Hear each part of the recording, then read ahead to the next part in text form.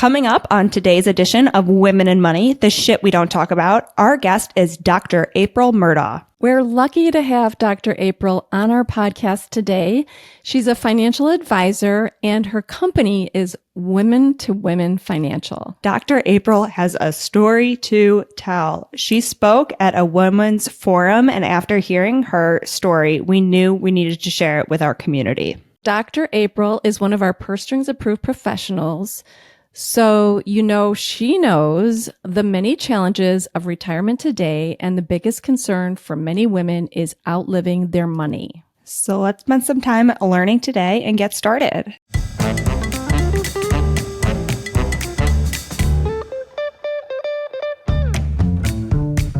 Gloria Steinem once said, "We will never solve the feminization of power until we solve the masculinity of wealth." Barbara Provost and Maggie Nielsen are the team at Purse Strings that will help you navigate the ins and outs of financial independence so that you can be financially fearless. This is Women in Money, the shit we don't talk about. So hello, Dr. April. We are glad to have you on our podcast today. Before we dive in, can you share a little bit about who you are and what you do? Awesome. Well, first of all, thank you so much to the both of you for having me on. I am a financial advisor, financial planner. I'm outside of Jacksonville, Florida. I own a wealth management firm here called Women to Women Financial, where I really focus on educating, empowering, and encouraging women with no judgment so that they can create and grow generational wealth. And that's who I am. I'm a single mom. I have 4 adult children, and I have a little schnauzer, and I have a great life. Awesome. Well, we are so excited to have you on our podcast today. There's so many things we want to talk about with you. So let's get started. So Dr. April, when we heard your presentation, when we did something for Fem City, you revealed many powerful stories on how you overcame hardships, persevered, and now helping women be financially fearless. So we'd love to just kind of dive into your story today so the audience can learn a little bit more about you. Awesome. Well, thank you again. Yeah, my story is, I didn't come into this career a straight line. A lot of people, either they go to college, they graduate, and they decide, oops, I want to be a financial advisor, or they get picked up by one of the big firms and start studying, get their securities license. And that's kind of not the way I came in. In fact, when I was in high school, I was told that I had a mental block with math. So doing anything mathematically related was not something I even thought I could do. But the thing that they did that was good for me is that they put me in a consumer math class. And so that's when I piqued my interest in personal finance, which I think is the best thing you can do for any student, not even someone who struggles in math. But nevertheless, I went on to make a series of financial mistakes that cost me a lot. I got married very young. I married my high school sweetheart. He was a Marine. We had our first child. And 4 months after we had her, he had a brain aneurysm and died spontaneously. And his death was something that opened my eyes to finances. We did not have any life insurance. No one had ever spoken to us. In fact, he was discharged from the Marines, and you would think he would have had insurance. But we never signed the little form for VGLI, so that was not in place. So, it was that kind of thing that kind of slapped me and said, oh, crap, this is serious and it's real. And so a friend of mine then, after I got through that, sent the Prudential guy to my house. And I never forget, I got a life insurance policy now. And he tried to bring me into the industry. And I was like, absolutely not. And so years later, I then remarried. I wound up relocating and was married for approximately 10 years, was with my husband for two years prior. And we continued to have financial challenge after financial challenge. And I was just bewildered. I really wanted to know how I could dig out of this hole. So I started reading. I got a lot of books that I could find. I remember begging my husband at the time for me to take a Dave Ramsey class. It was $99. And y'all, we couldn't even find the $99 for me to take the Dave Ramsey class. That's how bad it was. But nevertheless, I started workshops in my church. I developed first I developed a book club. And I started talking to my women peers there and found out that they were struggling. But, we look a certain way. We have our families. It didn't appear. I thought everybody was great. Developed a book club, and then that morphed into a weekly workshop on Wednesdays at church. And then I eventually wind up going through a divorce and having to relocate again. And got here, and I tell you, one of the first things I did was take a Dave Ramsey class. I got that $99.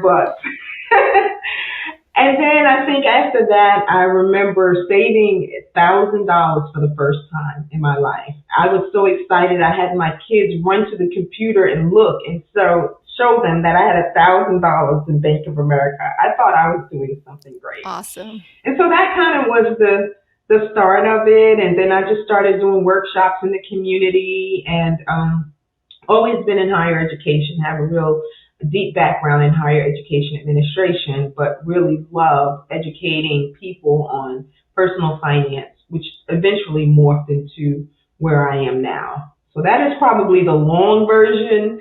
And in that 5 biggest mistakes that I speak about, I give little vignettes about things that I've experienced or things that I've seen other women experience as I've worked with them. Consistent mistakes that I see happen, and my job is to help them overcome it without judgment, without making them feel ashamed, because there's no mistake, you guys, that I have made or that's out there that I haven't made. I've done it all. So I'm not the squeaky clean financial advisor that had all her shit together. So, when she came into this business, not at all. Yeah. Wow. I mean, I just couldn't even imagine just being a widow at such a young age to get started. I mean, nobody prepares for that. Nobody plans for that or talks about it. And so, I really think that highlights the importance of having these conversations early, having them often. You have a kid and you're like, oh, we'll get life insurance soon.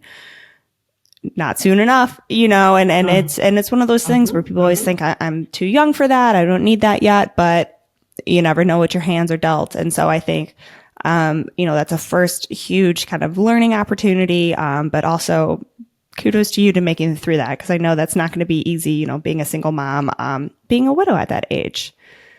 But then to go on and get married, have 3 more kids. That's really wonderful. And get to that Dave Ramsey class. Yeah. And that was really the only thing going, right? Was Dave Ramsey. Now there's a lot more opportunity, there's purse strings now for women. We focus on women. Mm-hmm. We don't belittle you for having the coffee like some people do, but I digress. Oh gosh, no, I'm not. I believe in the principles of debt elimination, but all the other stuff, as I become more immersed in the industry now, I don't care about all that. And I'm not a big fan, but anyway. Let's go through the 5 things, if you will. Let's start with number 1. Where should we start? Sure. So I usually start 5 down because number 1 is the kicker. So the number 5 one is avoiding it. A lot of women avoid it. It is, we've been conditioned as women to believe that we cannot handle money. Again, you have a mental block with math. Being an engineer, being somewhat familiar with math or in a math-related career, that's usually a thing that men do. Even in 2024. Now, I know, we're becoming more woke when it comes to stuff like that. And so because I think we've been conditioned to believe that we cannot do well in math or we struggle in math, we avoid it. And things like looking at your 401k, understanding your benefits at work, understanding the matching component of what you have through your employer. And then even outside of that, because a lot of the women that I work with do have discretionary income, how can we make that money make babies? They're confused. They're scared. They don't want to invest in stocks. I think statistics I put out there the other day was, out of 76 years, the stock market has done 20% in returns at 66 out of the 76 years. So what that means is we need to be in the market, and a lot of times women avoid it, and that would be the mistake number 5. Mistake number 4 is not negotiating. we will do everything that we can on these jobs or in our businesses. We need to feel like we have all of the skills that, the job requires or the business. We won't go after those things, whereas a male will not do that. He will do it first. He can have 50% of the skill set, but he believes that he can do it. Well, women lose $500,000 of investable assets over their lifetime because they just do not negotiate. And so that's a big problem in our, with women. The next step I is, just wanted to go jump ahead, in go there ahead. as we see that so often. And Yeah. I just want to highlight that we do have some, let me back up and say it's much easier said than done to ask for the raise. I've done it before. I know how it's an intimidating process. So if someone just saying, go do it, I get that it's more anxiety provoking. Mm-hmm. And for those who are feeling that way, we do have coaches who can help you with this, who really focus on negotiating and helping you figure out, how much value did you bring? And, what's your, what are you looking for? What's a good amount? What's a bad amount? And so we do have coaches for that because it is much easier said than done. But would you say $500,000 we leave on the table of investable assets? That's a ton of money. I mean, that can be game changing. And so even if we, spend a couple hours, pay, a couple hours for coaching, but then get, $6,000, $7,000, $8,000 back, that's a huge investment that you just made in yourself. So I just want to highlight that sometimes we have to invest some money to make ourselves some money. But we do also have coaches for that as well. So it's not just going to ask for the raise just because we said so, but here are some great tools and teams that we can build to help you get there as well. Yeah, and that's a very good point, because I hired a coach via purse strings. So even as a business owner, it is sometimes intimidating to raise your price. Yeah. You know what you bring to the table. You know the value. Your clients are telling you the value that you're giving them, right? And you're like, if someone is paying this easily, wait, I need to sit back and reevaluate what I'm charging. And so I know myself, I say not negotiating, but I struggle with it too, and I have. And that's why I've taken advantage of hiring one of the First Strings approved professional coaches to help me. And we get started next month working with me to look at my business and help me to level up that way too. So that's a very good point that you bring Yeah, out. no more undercharging us ladies. Not here.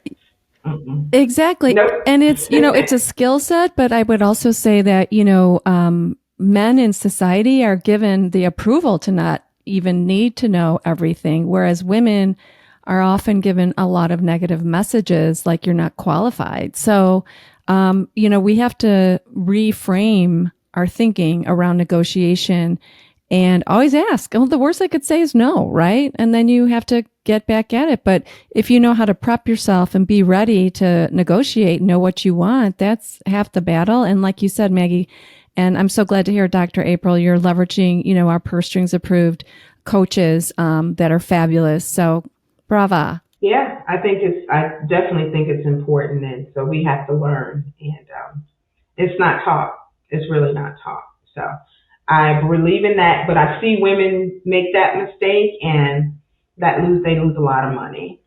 The next one is planning for your kids' college before your retirement. And, as a single mom, I get it. I went to college and it was a struggle. I have student loan debt as a result of me attending college. And as a parent, you don't want your children to have that level of debt. Like I didn't want it for my children at all. And so I had to be realistic about what my finances looked like and what I could do in a way that was comfortable for me and didn't jeopardize my future. And a lot of times parents don't look beyond the 4 years that their kids are in school. They are just focused on, I don't want Sarah to not have to pay, debt in the future. I want her to have the college experience. But the question really becomes, well, did we make the plans for Sarah to have the college experience? Were we in a position to make those plans? And being realistic, I wasn't. I wasn't in a position by the time my children went to college to have said, I have this big fat 529 that I can pull from. And so I had to be realistic about that and say, well, if I don't want them to have loans, well, these are the options on the table. If the children haven't gotten themselves to a place where they can get a full ride, then for me, I had to decide, listen, we can do community college, we can do state college, pay in state tuition. You prove your ability to get the grades that you need to get in order to then now move on to the next level. And perhaps by then I'll be able to invest in you a little bit more without jeopardizing me. But if I could not, and if I had one child that was like adamant, I just feel like I'm a good student and you should send me to California to do da-da-da. And I said, well, okay, we can do that. In fact, let's do it. Let's go to California. Let's go look at the school. I said, but I need you to make me a promise that when I retire, I can move in with you and your husband. And I need you to make sure that you have a lifestyle for me that I've created for myself. So by then I'll need a newer car. And I want an in-law suite. Like, I just don't want a room in your house. Like, I need, like I've lived the lifestyle. Of course, she wasn't for that. So we stuck with community college. I am so glad you put that open, transparent conversation out there, though, because so many parents, I think, expect that or think that's their backup plan. And as the kid, we didn't talk about that. I didn't know that's what my trade-off was. And so I'm glad you made that clear what that trade-off was, because then she could make her own educated decision. And it's not like the option wasn't there. The option's there. You can go. Mm-hmm. But I'm glad you had that conversation with her, because not enough people do. I wish I could have seen the look on her face. Oh, yeah. She was like, we were going down the right path. Everything was sounding good until I said, but I just need you to be able to do this for me. I drive a nice car. I need you to keep that up. I live in a nice home. I need the level of comforts that I've provided for myself. I need you and your family to do that. So she was not going to do that at all. And what I'm seeing too is like the rise of student loan debt among 60-year-olds. Right now, they don't realize that it impacts your Social Security. Mm. And so if you work and you've signed, Parent Plus loans and just student loans for your children, you are responsible for them. They're off living their lives. They're, in their careers, and you have given your life up for them. I think 9 months and 18 or 22 years is enough. Yeah, right. At this point, I'm not going to sacrifice them. It's so true. So that's the third mistake. Mm-hmm. Yeah, it's so true. Yeah. Women, and moms, right? We always want to do right by our kids and whatever, but it's that whole old adage. You got to put on your own oxygen mask first. And there's really not a return on investment. The worst is if you invest and they don't graduate, they don't get that job that pays them, and then you still have the loans. Yeah, I have a kid that was like that, and I'm like, oh, I'm so glad that I didn't co-sign. And I've seen on so that. many conversations of like, I'll pay you back for that course as long as you get a B, or if you pass, or put some contingency on it so everyone has some skin in the game, because it is your retirement, and you don't have that time like your kid who is in school has that time to then pay back that debt and build up their own retirement. And so you got to put yourself first, even from the kid's perspective, put yourself first. Otherwise, that's going to fall on your kids, which originally, you don't want. No, you don't. And as a parent, my mom was a single parent as well, but I'm an only child. So when my mother took ill, every movement in her life, I was responsible for helping her until she passed on. And that's a lot of weight on someone. And so not having known about long-term care and planned properly for her future, the burden was on me, single mom, with my children at home to help be the caregiver. And most times we women are, even if we're married, we're the caregiver for our spouse's parents, our parents.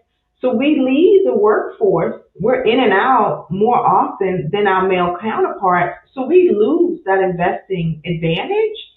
So now on top of that, and then on top of signing student loans, no.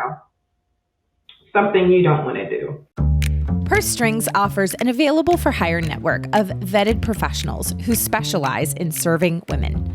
When you have a life event that has suddenly made money a priority, you can now move forward with a whole new confidence that you're getting advice and services from savvy professionals who are uniquely equipped to serve your needs. Go to pursestrings.co and use our directory of handpicked financial professionals when you're ready to plan for retirement, navigate divorce, buy your next home, fire up your new business, and more. Go to pursestrings.co or check the link in the show notes. Now you can be financially fearless. I do want to ask Dr. April, since you are a doctorate, when did you get your doctorate? Was this continuous education? Did you do this when your kids were older? When did you go back and decide, this is something that you want to pursue? So yeah, in 2013, I started. My kids were younger. I had one that was in high school, and then one in elementary and middle school. So I was working on it then. So I worked full time at the university, and then I went to get my doctorate on the weekends and in the evenings. And it took me about four years to finish it. And I think it was about 4 years. It was about 2012, and I finished in 2016. And still taking care of my children. One swam, one played this. They were all in their different things. But yeah. And it was really because because I was in higher ed, I thought that my future was going to be moving into executive leadership roles.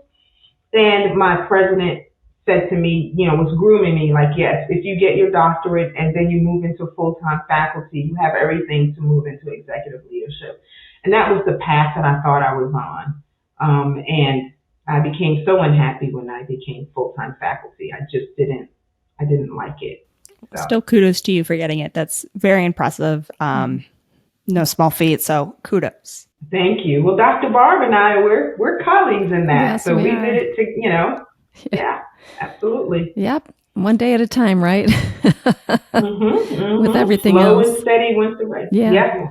With everything else. Yeah. So number 2 is not having a will or an estate plan. And I share this story because it's very personal, but I've had many people in my family pass away. And in particular, my grandmother owned some property in the South. That my mother and her kind of shared. They moved down to South Carolina. My mom wound up building a house on the property and, maintaining things. And then my grandmother passes away without a will. And she had 5 other children besides my mom.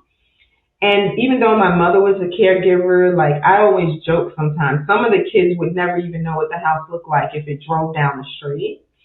But nevertheless, when she passes away and then my mother becomes ill, I want to, get rid of the house or at least do something with it because my mom couldn't maintain it. I couldn't because of the constant bickering.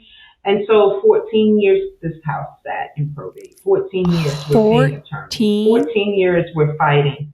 Mm-hmm.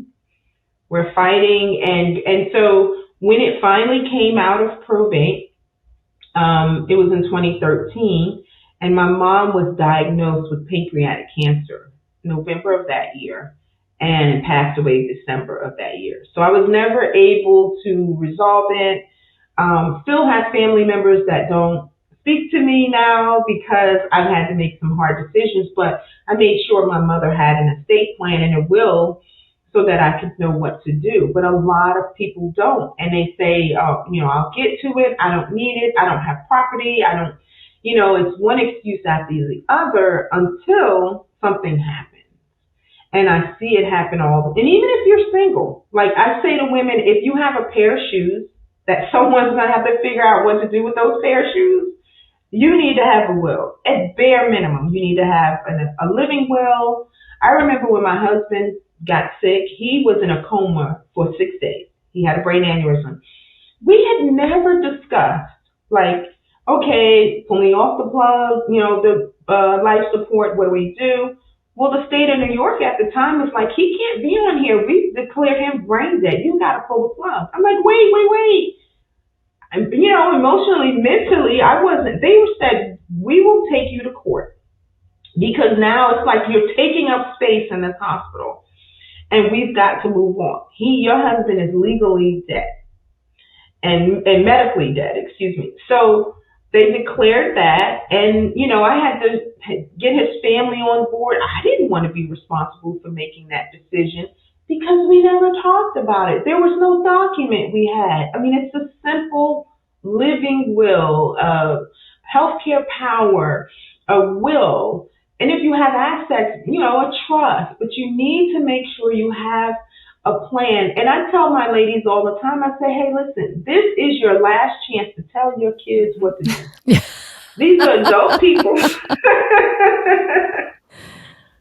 But you got the one last hurrah to let them know, hey, this is what I said what I said, and you're going to do what I say. So that is something that I think a lot of women they take for granted. They don't have it. And even if they ask their spouses, they're afraid to have the conversation. A lot of fear around this topic, and I see the damage that it does. It's done it in my life, and I see it do it in others. So that's the second one. 14 years. I just cannot get over that. Just the time, the money, the patience, you could have just got it done by then.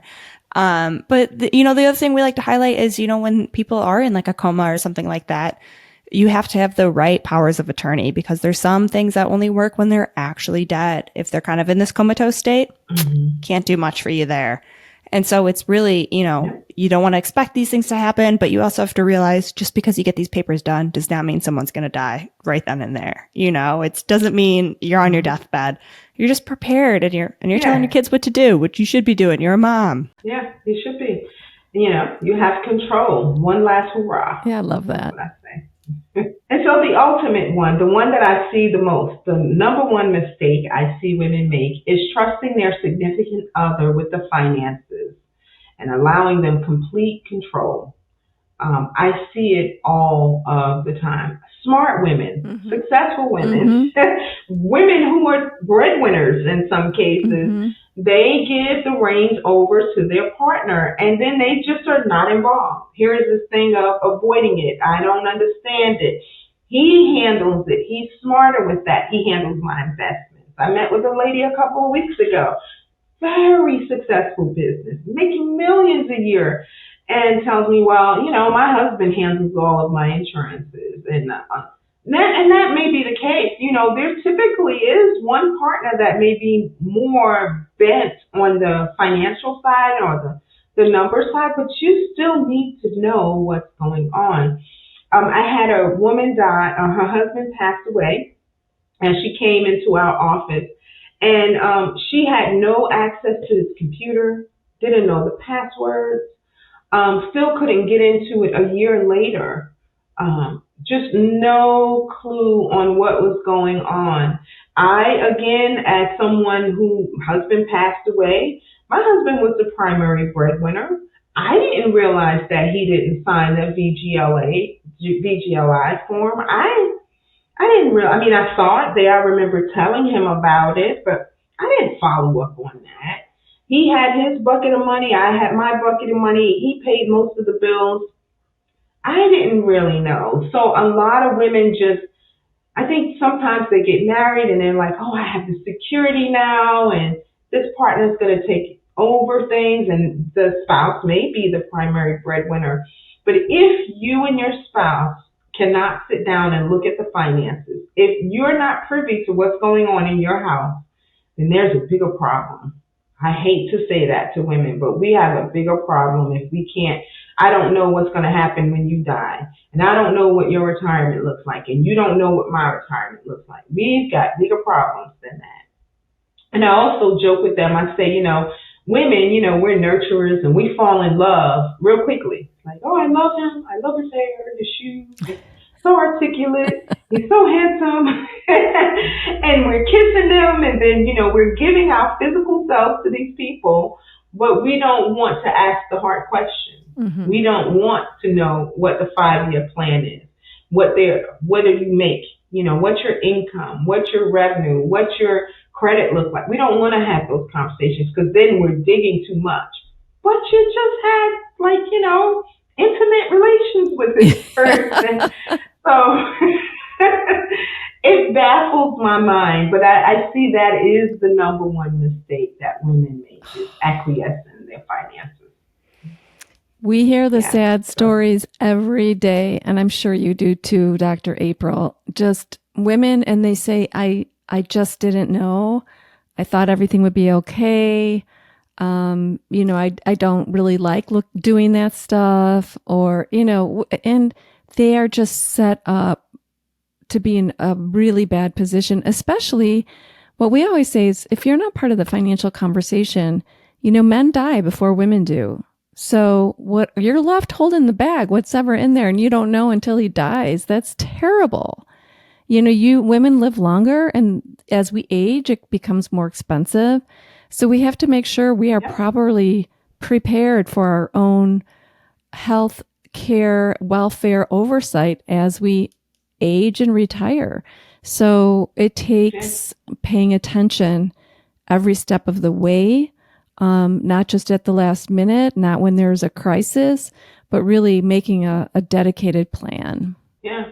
And being involved in that. I mean, a lot of times, they say when the spouse dies, when the man dies, the woman changes financial advisors, right? Because she didn't know what was going on, And as you mentioned, Barb, 80% of women die single. 80% of men die married. That's a clue right there. You've got to make sure that when your spouse dies, either you're okay so that you can live out the next, because on average, we live 5 years more than our male counterparts do. So, having those conversations, but it's tough. It's really tough. I see it all the time where women just are intimidated, they're uncomfortable. Even when I meet with couples, one is not on the same page, they're uncomfortable about sharing their goals and their visions, or just opening the financial book, like this is where we are. It's a big struggle, but I will say if we don't gain control of this as women, we'll continue to be behind the eight ball. We have enough things that preclude us from getting access to investing and having a good retirement and living a life that we deserve and just living in this world and with equality and all the other stuff going on. Like, we have control and power to be able to at least gain control of this aspect of our lives. 100%. Absolutely. And so do you have any tips or pieces of advice of people if they're trying to open up this conversation with their partner for, it's something new for them? How do you open up that conversation? That's a great question. And, I wrote a newsletter about that. But one of the things I always say is, at this point, if you're in the relationship and this has not been discussed, then we have to create an environment, right? And we women know how to create an environment that it is, serene and peaceful and not being antagonistic. Like, I need to know, and, but you know how to create and you know how to get your partner what you need from them. And so I say, use the woman power, whatever that is you have, to begin to have the conversation and ask questions in an environment where it's non-threatening, where the person doesn't feel like they have to be on the defensive. Maybe even start sharing parts of parts of your financial situation, and see if that allows your partner to start opening up. But do let them know that, listen, we haven't done this before. I know this is new, but I really want us to get on the same page about our financial future. And if that doesn't work, getting a third party involved, a mental health professional, a counselor, a coach, someone that can be a neutral, unbiased third party to kind of help you guys navigate that space. I always say that is a good thing to do. And just really exploring, asking questions like, well, honey, where do you see us in 5 years? Mm-hmm. Where do you see yourself in 5 years? Now, before you engage in a committed relationship, I always say that should be part of the dating conversation. If you guys feel like you're moving into a level of permanence or commitment, like I like this person, I want to continue to date them, and see where it goes, then this should be a conversation that you have, because you have to know what their financial values are, and they need to know what yours are. So, like, if you have children and you plan on having children, Do you plan on being the person that stays at home? Is he going to be a stay-at-home dad? What does that look like for your family? How much is that going to take? So those are things that I think you women have the power to at least start the conversation. And if you can't, and it's too tense, then bringing in a third party may help to kind of ease the tension. And I've seen it happen. I've seen people hire me, couples hire me, come in like, Yeah. you know, and then, you know, it's all subsided and they kind of get on the same page. And it may take a long time, but it does happen if they're serious and wanting to be transparent together so that they can move on the same path. Yeah, it's a very vulnerable conversation. We even hear couples say, you know, the person who's owning the finances sometimes says, thank God you opened up this conversation. Like, I wasn't totally confident about it. I really could use some help. I didn't know how to ask. And so you never know what position they're going to be coming from, but they might be relieved or thankful. It's because I know we've said this before, but it's not like the men take a finance class that we all missed out on. Sometimes it is the blind leading the blind. And so you either got to bring in that third party or just open up the conversation, and they might be relieved, you know, and that, you know, you could support each other and kind of grow in that opportunity, which could also be exciting. Yeah, and I always say, like you were saying, Dr. April, you do have to get financially naked with somebody you're going to spend the rest of your life with and really unveil like your debt, your credit score, your savings, your retirement, and your goals, where you want to go with your money and how you know, what's your value? What do you like to spend it on? And see if they're aligned, because, you know, divorce is pretty much at a 50% rate. And I'd say the number one reason is because of money. Yeah. It really is. That is so true. I think, yeah, and I tell them too, I met with a couple last night, like, you know, if we decide to move forward, we got to have a financial GYN checkup. And the guy said, I know, sir, but that's what I call my second appointment, where we literally have to expose ourselves financially. My hope, though, is that I come across in a way that's non-judgmental, that is not filled with shame, you know, not condemning them, taking an assessment of where you are now, and then working together to get to where you want to be as a family, as a couple. I do have a rule when I meet with people. If you have a significant other, you literally have to write, then sign, send something saying, you know, I can make financial decisions without my significant other if they're not going to be involved. If they, you know, if you can't do that, we can't work together. Because I'm about team. You guys are doing everything else together. You kind of need to have this conversation. Perfect. So, Yeah, I think these 5 mistakes are very accurate, but great things to bring to light. And you really showed that, you know, you've had a lot of experience, good or bad, and you've been through it all, but you still are on that upswing. You know, you're still a business owner, you're a doctorate, you're raising 4 great adult children. I mean, there's so much opportunity out there. I just think we need to start partnering with great professionals to make our dreams come true, to make it happen, as your wall says. Yeah. Yes. Yeah, exactly. That's the goal, is make it happen. Help others, you know, empower women. We are smart. We are really amazing. I was going to say, do you have any final notes? But I think that might just be it. As women are smart, women are amazing. Yep. We can do anything we set our mind to. So, and having purse strings, something like this, where women can go and find professionals that can help them in every aspect of their lives. So not just folks like in my area, they have divorce coaches, they have mental health folks in there, they have regular coaches, you know, people who ascribe to really helping and empowering women. That's where, you know, you ladies out there listening, if you need help, you can go there and find someone and interview people and see if they align with your goals. But getting that third party to help you is going to be extremely important as you navigate this, because this is a maze. Finances is confusing sometimes, but having the right person. There's no reason to go alone. No, absolutely. Yeah. So thank you guys for allowing me to share. Thank you for coming on and sharing your story today, as well as these big money mistakes. They're so important for us to keep talking about. So yeah, thank you, Dr. April, for coming on. Of course, the link to Dr. April's profile will be in our show notes, as well as her social media. So be sure to follow her. I think you're on Instagram and Facebook as well, because she is doing a lot to empower women and really change the narrative. So we appreciate you, Dr. April, for coming on today. All our listeners, remember, take some action today. No matter how small it may be, take an action, book a call, download a thing, start talking about it. So we got to keep talking about this shit. So thank you again for coming on, and we'll talk to everyone again soon. Information is for illustrative purposes only and does not constitute tax, investment, or legal advice. Always consult with a qualified investment, legal, or tax professional before taking any action.